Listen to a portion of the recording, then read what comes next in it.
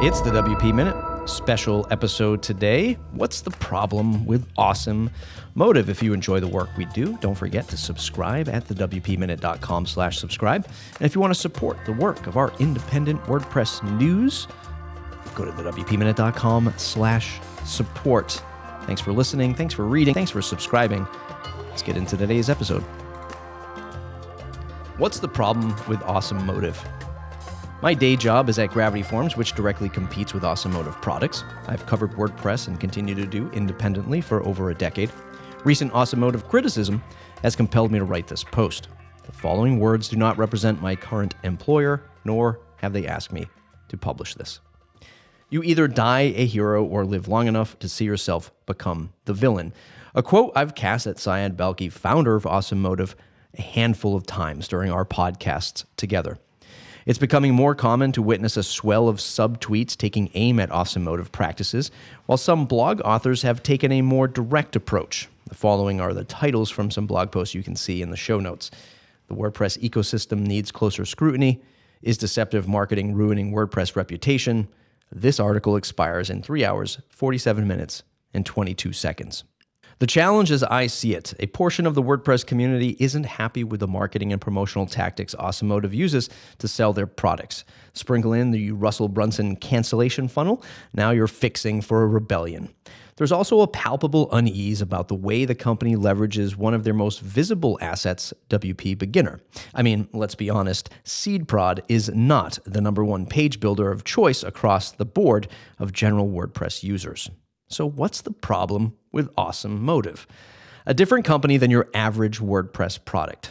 Putting your bias aside for a moment, Syed's annual updates are among the most detailed and expansive founder CEO wrap-ups I follow in the tech industry, with nary a $200,000 plus supercar in sight. It doesn't take long to quickly realize that he and his team are playing on a different field than most.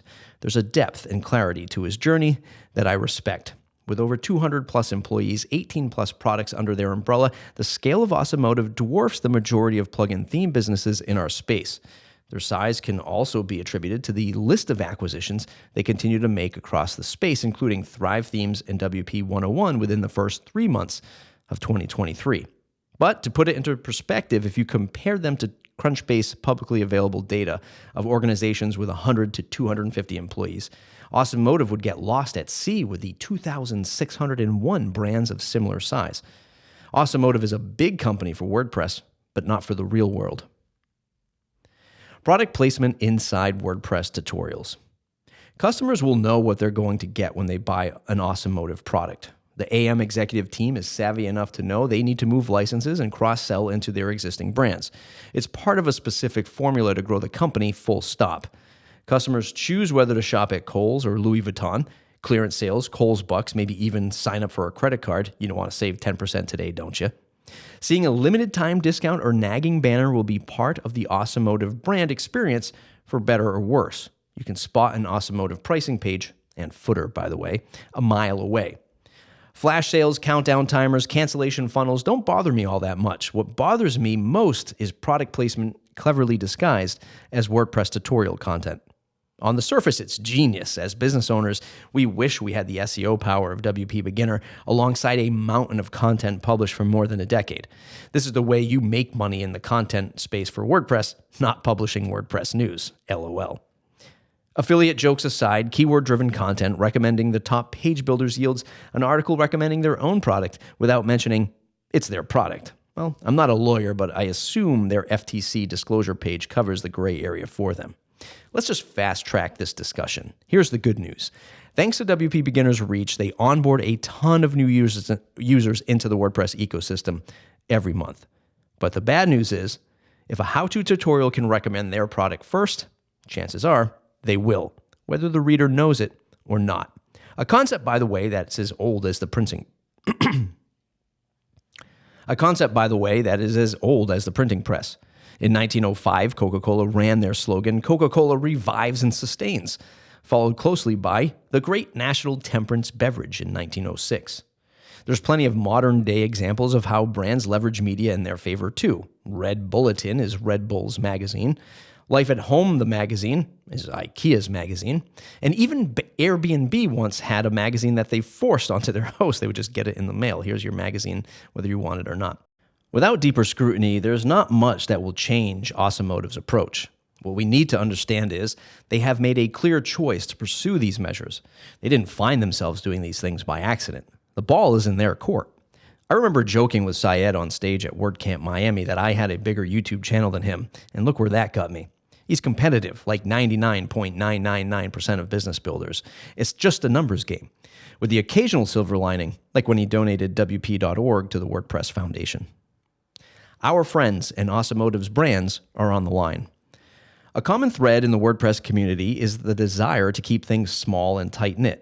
While you might think this entire article is an apology for Awesomotive, I believe the stuff we're upset about is short-sighted in the grand scheme of things.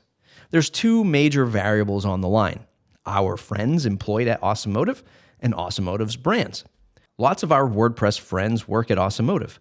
When we openly criticize business decisions or marketing tactics, we're also criticizing their work, their livelihood, and how they provide for their families. Is that fair to them? Hold that thought. If flash sales and cross sells are annoying, won't the consumer catch on to AM's gray hat pricing practices? Fool them once, sure. Renew a license for full price in year 2, maybe not so much. Do the founders seeking an Awesomotive acquisition feel that Syed & Co. are the best stewards for their product, or do they simply want to cash out in a down market? I haven't seen an Awesomotive executive address these concerns publicly, and I take the silence at face value. This is far beyond a pricing and promotion experiment. This is a brand strategy. Brands are delicate, and I assume they know this. Awesomotive is executing on a strict playbook required of a bootstrap 200-plus person software organization. Individual product makers have become presidents of their division. Financial forecasts can't rely on word-of-mouth marketing alone. Pippin has sailed off into the sunset. If customers keep buying, founders keep selling, and our peers keep working there, it's time we move on from the debate. Awesomotive isn't the company you want it to be. It's the company they want it to be. Here's a clip from a recent interview I did with Syed Balkhi over on the WP Minute Plus. You can find the WP Minute Plus at thewpminute.com/plus. It's all of our longer form, extended content and commentary and discussions around the WordPress world, the wpminute.com/plus. Things that people don't like on the sales and marketing side, which I understand, but I'd like to give you maybe an opportunity to just paint the picture on how you approach a business of your size. Here's one reference point.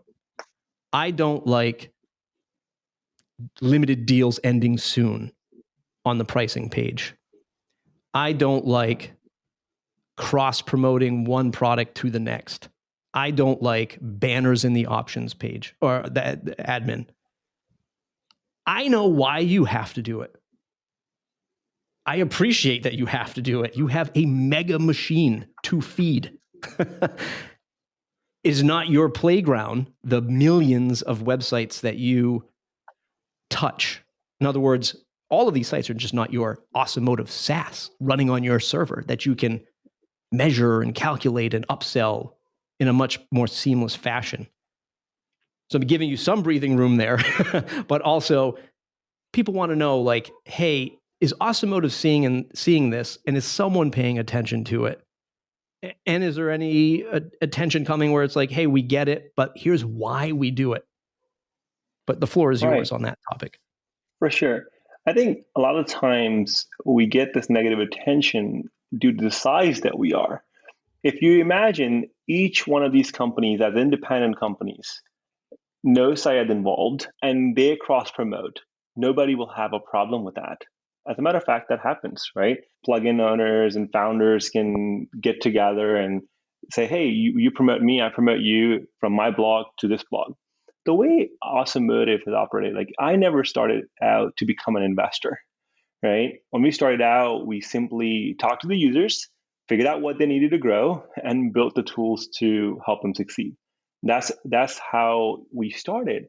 And over time, we learned all these different things that were happening in the ecosystem. Nothing that we do is ever the first to do it. first of all, right?